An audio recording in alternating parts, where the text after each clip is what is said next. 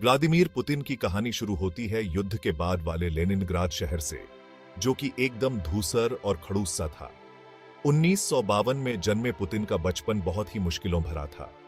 वो एक communal apartment में पले बढ़े, जो कि उस समय सोवियत रूस में रहने का एक आम तरीका था। मेरा बचपन मेरे माता पिता के संघर्षों की कहानियों से भरा था, खासकर लेनिनग्राद की घेराबंदी के दौरान। यह एक बहुत ही भयानक समय था जिसने मेरे नजरिए को हमेशा के लिए बदल दिया। मैं एक जिद्दी बच्चा था और अक्सर उस कठोर कम्युनल आंगन में लड़ाई झगड़े में फंस जाता था। उन्हें खेलों में, खासकर जूडो और सैम्बो में बहुत सुकून और दिशा मिली। इन खेलों ने उनमें अनुशासन, दृढ़ता और रणनीतिक सोच के गुणों का संचार किया। द्वितीय विश्व युद्ध की छाया और सोवियत जीवन की कठोर वास्तविकताओं के बीच बिताए यह शुरुआती साल उस इंसान को आकार देने वाले थे जो वो आगे चलकर बनने वाले थे। इन सब ने उनके अंदर देशभक्ति की गहरी भावना, ताकत और व्यवस्था के प्रति सम्मान और खोए हुए रूसी साम्राज्य के वैभव की लालसा पैदा की। एक जवान लड़के के रूप में भी पुतिन जासूसी और रोमांच की कहानियों की तरफ आकर्षित होते थे। वो सोवियत खुफिया एजेंसी की कहानियां पढ़ा करते थे और केजीबी एजेंटों की चतुराई और बहादुरी की पूजा करते थे। इसी आकर्षण ने मुझे आगे चलकर खुफिया दुनिया का रास्ता चुनने के लिए प्रेरित किया, एक ऐसा रास्ता जिसने आखिरकार मेरी किस्मत लिख दी। पुतिन का शुरुआती जीवन कठिनाइयों और महत्वाकांक्षाओं का मिश्रण लेनिनग्राद के एक आम लड़के से रूस के सबसे शक्तिशाली व्यक्ति बनने तक के उनके परिवर्तन की कहानी बयां करता है। केजीबी सोवियत संघ की कुख्यात खुफिया एजेंसी ताकत और गोपनीयता का प्रतीक थी। पुतिन के लिए इसमें शामिल होना सिर्फ एक नौकरी नहीं थी, यह उनके बचपन के सपने का साकार होना था। उन्होंने लेनिनग्राद स्टेट यूनिवर्सिटी में अंतर्राष्ट्रीय कानून कार्यक्रम में दाखिला लिया, जो कि केजीबी के लिए भर्ती का एक जाना माना केंद्र था। ऐसा प्रतीत होता है कि यह अकादमिक खोज वास्तव में सोवियत खुफिया जानकारी के केंद्र में उनकी यात्रा का पहला कदम थी। पुतिन ने अपनी पढ़ाई में उत्कृष्ट प्रदर्शन किया और अपनी तेज बुद्धि और शांत तीव्रता से अपने प्रोफेसरों को प्रभावित किया, लेकिन यह उनका संयम, दबाव में शांत और एकत्रित रहने की उनकी क्षमता थी जिसने वास्तव में उन्हें अलग दिखाया। केजीबी के भर्ती करने वालों ने उनके इन गुणों पर ध्यान दिया, जिन्होंने उन्हें एक शीर्ष गुप्तचर के रूप में देखा। विश्वविद्यालय के अपने अंतिम वर्ष में भर्ती हुए पुतिन ने एक कठोर प्रशिक्षण कार्यक्रम शुरू किया, जिसने जासूसी, प्रतिखुफिया और विदेशी भाषाओं में उनके कौशल को निखारा। उन्होंने धोखे की कला सीखी, सूचना एकत्र करने और हेरफेर करने की सूक्ष्म तकनीकों में महारत हासिल की। उनके केजीबी वर्ष गोपनीयता में डूबे रहे। उनके मिशन और कार्य आज तक काफी हद तक वर्गीकृत हैं। इतना तो पता ही है, पुतिन ने पूर्वी जर्मनी में शीत युद्ध के एक प्रमुख मोर्चे पर काम किया, जहां उन्होंने खुफिया जानकारी एकत्र करने के अपने कौशल का सम्मान किया और पश्चिम की गहरी समझ विकसित की। केजीबी में उनके समय ने उनमें एक ठंडा, गणनात्मक व्यावहारिकता, एक विश्व दृष्टि पैदा की, जहां जानकारी शक्ति थी और विश्वास एक विलासिता थी। 1979 में बर्लिन की दीवार का गिरना सोवियत साम्राज्य में एक भूचाल की तरह था। कई लोगों के लिए इसने एक युग के अंत का संकेत दिया, एक ऐसी व्यवस्था का पतन जो अपरिवर्तनीय लग रही थी। पूर्वी जर्मनी के ड्रेसडेन में तैनात पुतिन के लिए यह गहन भटकाव का क्षण था। जैसे ही उसके चारों ओर कम्युनिस्ट गुट टूट गया, पुतिन ने एक महाशक्ति के पतन के बाद आने वाली अराजकता और अनिश्चितता को प्रत्यक्ष रूप से देखा। यह अनुभव उनके मानस पर एक अमिट छाप छोड़ेगा, जो अस्थिरता के प्रति गहरे बैठे विरोध और रूस को उसके पूर्व गौरव को बहाल करने के दृढ़ संकल्प को बढ़ावा देगा। परिवर्तन के कगार पर खड़े रूस में लौटकर पुतिन ने खुद को परिवर्तन के समुद्र में बहते हुए पाया। केजीबी, जो कभी एक सर्वशक्तिमान शक्ति थी, को खत्म किया जा रहा था। सोवियत संघ स्वयं विघटन के कगार पर था। यह संकट और अवसर दोनों का समय था। पुतिन के केजीबी प्रशिक्षण ने उन्हें कौशल का एक अनूठा समूह प्रदान किया था। अनुकूलनशीलता, क्रूरता और शक्ति की गतिशीलता की गहरी समझ। उन्होंने जल्दी ही समझ लिया कि पुराने नियम अब लागू नहीं होते।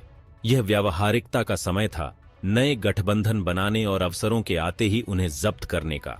वह अनाथोली सोबचक के प्रशासन में शामिल हो गए, जो लेनिनग्राद के सुधारवादी मेयर थे, जिनका नाम बदलकर अब सेंट पीटर्सबर्ग कर दिया गया है। एक निम्न स्तरीय सलाहकार के रूप में शुरुआत करते हुए पुतिन तेजी से रैंकों के माध्यम से उठे। उनकी क्षमता और दक्षता अराजक राजनीतिक परिदृश्य में सामने आई। उन्होंने चीजों को पूरा करने के लिए नौकरशाही की लाल फीताशाही को क्रूर दक्षता के साथ काटने के लिए ख्याति अर्जित की। परिणाम देने की यह क्षमता उनकी केजीबी पृष्ठभूमि के साथ मिलकर उन्हें सोबचक के लिए एक अमूल्य संपत्ति बनाती है। सेंट पीटर्सबर्ग की राजनीति में उनका प्रवेश वास्तविक शक्ति का उनका पहला स्वाद था, एक ऐसा स्वाद जो केवल और अधिक के लिए उनकी भूख को बढ़ाएगा। दुनिया ने उस शांत सरल व्यक्ति पर बहुत कम ध्यान दिया जो 1999 में रूस का प्रधानमंत्री बना। रूसी संघ के पहले राष्ट्रपति बोरिस येल्त्सिन एक करिश्माई लेकिन त्रुटिपूर्ण नेता थे। उनका राष्ट्रपति पद आर्थिक उथल-पुथल, राजनीतिक अस्थिरता और इस भावना से चिह्नित था कि रूस बह रहा है। खुफिया दुनिया के साये से एक अपेक्षाकृत अज्ञात व्यक्ति व्लादिमीर पुतिन का प्रवेश।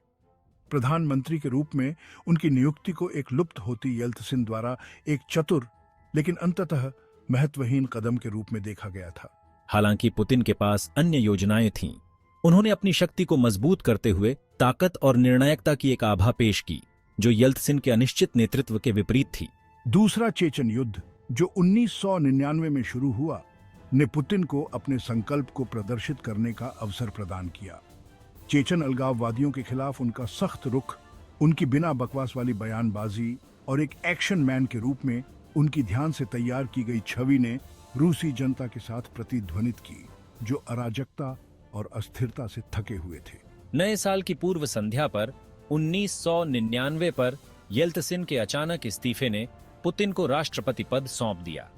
वह अब दुनिया के सबसे बड़े देश, एक परमाणु महाशक्ति के शीर्ष पर था जो शीत युद्ध के बाद की दुनिया में अपने पैर जमाने के लिए संघर्ष कर रहा था। पुतिन जो कभी अस्पष्ट खुफिया अधिकारी था, रूस के भाग्य का अंतिम मध्यस्थ बन गया था। सत्ता में उनका उदय तेज और अप्रत्याशित रूसी इतिहास में एक नए युग की शुरुआत का प्रतीक था।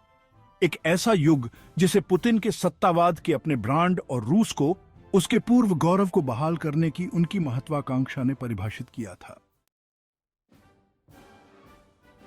तो जैसे जैसे हम पुतिन के कार्यकाल में गहराई से उतरते हैं, यह स्पष्ट है कि उनकी आर्थिक नीतियों का रूस पर महत्वपूर्ण प्रभाव पड़ा है। बिल्कुल।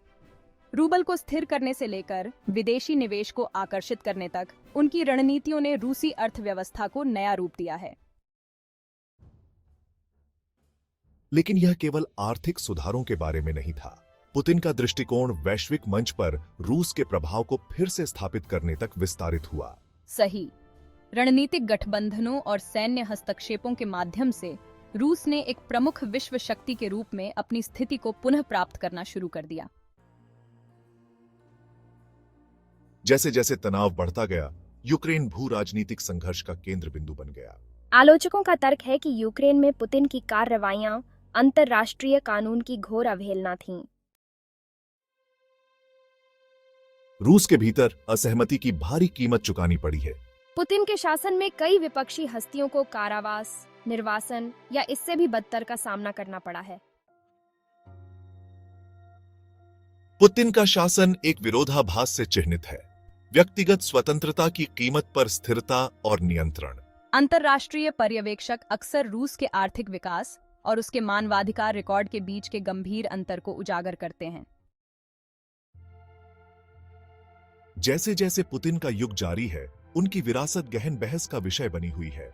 समर्थक उन्हें एक मजबूत नेता के रूप में देखते हैं जिन्होंने विश्व मंच पर रूस के स्थान को बहाल किया।